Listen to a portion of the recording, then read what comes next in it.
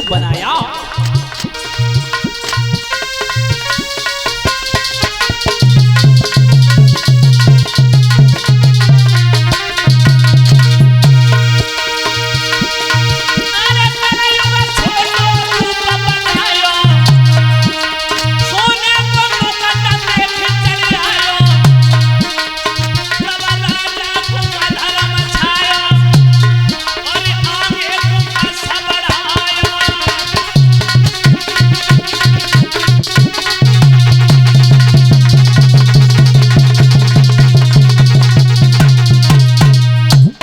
तेरी नहीं की कलयुग ने छोटा सा रूप बनाया माताओं, गाय अपने भेष में, बैल अपने भेष में, और कलयुग राजा परीक्षित के मुकुट में समा गया।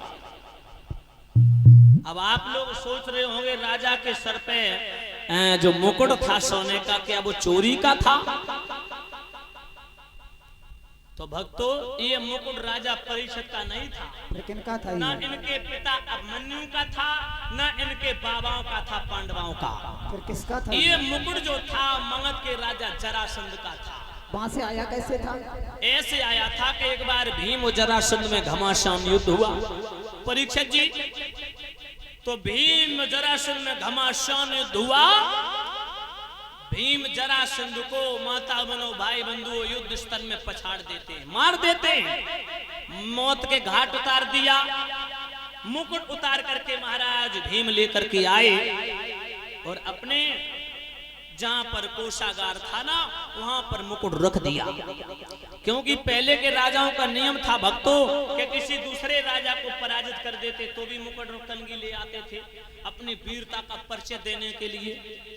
सबूत, मैंने उस राजा को हरा दिया, ना मानो तो ये सबूत है। तो परीक्षित जी लेकर के आए थे वही मुकुट धारण करके, जो सुंदर मुकुट था, लेकिन जरासंध अन्यायी, अधर्मी, पापी, अत्याचारी, दुष्ट था, उसका मुकुट था। परीक्षित मुकुट को धारण करके, राजा परीक्षित को नहीं पता था कि ये जरासंध का मुकुट, वो मुकुट धारण करके जंगल में शिकार करने के लिए गए थे। अगर वो मुकुट इनका, इनके बाबाओं का, इनके पिता का होता तो कलयुग नहीं ठहरता, बिल्कुल भी नहीं ठहरता। माता बहनों भाई बंधु, अब तो राजा की बुद्धि बदल गई। आइएगा सभी भक्त प्रेम से भगवान का कीर्तन बोलेंगे बड़े भाव से, क्योंकि बड़ी पावन कथा है, महाभारत का आख्यान है। और जब भक्त भाग बोर हो जाता कथा में तो नींद आ जाती है, नींद। और पुरवाई और चल रही है, सुजा में तो नेक वाले साओ बस सोए गए। ताली बजाती हूँ, सभी भक्त बोलेंगे बड़े भाव से। अरे मन नाही मूर्ख बाबरिया, सत्संग सुधा सागर में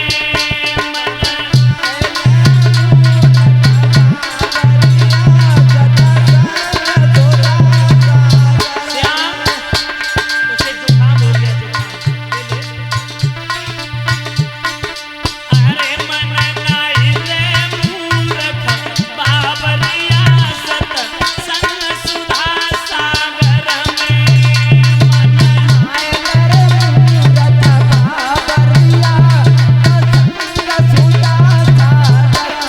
ऐसे आनंद नहीं आएगा। तुम्हें अपने अपने पड़ोसी कसम है, ताली बजाते हुए सभी भक्त बोलेंगे। और शास्त्री जी ने पड़ोसी की कसम खिलाई, सो पीछे ताली बजा रहे तो हाँ नीचे कर रहे, बोले पड़ोसी कल मरे सोवे मर जाए। अच्छा, एक बात याद आ गई जब शास्त्री जी ने पड़ोसी की कसम दी, क्योंकि आजकल पड़ोसी में पैसे बहुत कम बनते हैं, बहुत कम। ध्यान रखना देवियों, एक गांव में दो पड़ोसी थे, पड़ोसी, और दोनों पड़ोसियों में अनबन, एक दूसरे को फूटी आंखें ना देखो चाहे, शत्रुता, नफरत, इतनी बड़ी दुश्मनी कि एक दूसरे को देखना पसंद नहीं करता था। तो एक दिन अखिलेश भैया एक पड़ोसी कथा सुनने गए, उसने कथा में सुना कि भगवान शंकर वरदाताओं में सबसे श्रेष्ठ हैं, थोड़ी तपस्या पर प्रसन्न होकर वरदान दे देते हैं। पड़ोसी कहने लगो हम तपस्या करें, और जब शंकर जी प्रसन्न हो के वरदान देवे आएंगे तो हम पड़ोसी को सत्यानाश मांग लेंगे। क्या मांगेंगे? पड़ोसी को सत्यानाश। तो बहनाओं वो जंगल में पहुंचा और तपस्या करने लगा। भगवान शंकर प्रकट हो गए, बोले भक्त हम तेरी भक्ति पर बड़े प्रसन्न हैं, वरदान मांग ले, लेकिन एक बात ध्यान रखिए, अगर कोई एक वरदान नहीं तो तेरे पड़ोसी को दो। लगो तपस्या करत मैं मर गयो और पड़ोसी मुफ्त में फायदा उठाए ले जाए, ये कहां को न्याय प्रभु। पड़ोसी सोचने लगो हम एक बालक मांगेंगे, हमारे घर में एक पैदा होगा, बाकी घर में दो, हमारे को गिराए गिराए मारेंगे। हम एक मकान मांगेंगे, पड़ोसी के दो बन जाएंगे, तो हमसे जीत में रहेगो। अब तो अखिलेश भैया बड़ा चक्कर में पड़ गया। भगवान बोले सोच लो, समझ लो, मांग लो, अगर तुम्हें वरदान एक देंगे तो तुम्हारे पड़ोसी को दो। बोले हमें सो वरदान मांगेंगे नहीं जैसे पड़ोसी को फायदा हो जाए। बोले प्रभु देव। भगवान बोले मांग लो। बोले पहला वरदान हमें दो प्रभु, मेरी एक आंख फूट जाए। अब भगवान शंकर के लगे क्या पागल है रे, आंख फूट जाए क्यों अंधा होना चाहता। बोले हमारी तो एक ही आंख फूट है, पड़ोसी की दोनों फूट जाएंगे। आप ही तो कह रहे हैं ना कि हम तो वरदान एक नहीं तेरे पड़ोसी को दो, हमारी तो एक ही आंख फूटी, हम तो एक डिपर से काम चला ली, लेकिन बाकी दोनों डिपर बंद। बिल्कुल बाजार बंद हो जाए। हाँ? भगवान शंकर कहने लगे बड़ा ईर्ष्यालु है, पड़ोसी से ईर्ष्या रखता है। भगवान बोले रे हम बड़े खुश हैं तो पे, तू एक वरदान और मांग ले। बोले प्रभु दूसरा वरदान अगर आप हमें देवो तो मेरी 20 दरवाजे पर 20 देहरी पर एक कुआं खुद जाए। भगवान बोले ऐसा क्यों। बोले ऐसा इसलिए कि हमारे दरवाजे पर तो एक ही कुआं खुदेगो, लेकिन पड़ोसी के दरवाजे पे दो ही खुदेंगे। हम तो जाओर बाउर से घूम घाम के निकल जाएंगे, लेकिन पड़ोसी काऊ न काऊ डूब के मरेगो। बोले गोविंद भगवान की। यहाँ तो देखो काऊ पड़ोसी से बिगाड़ है ना।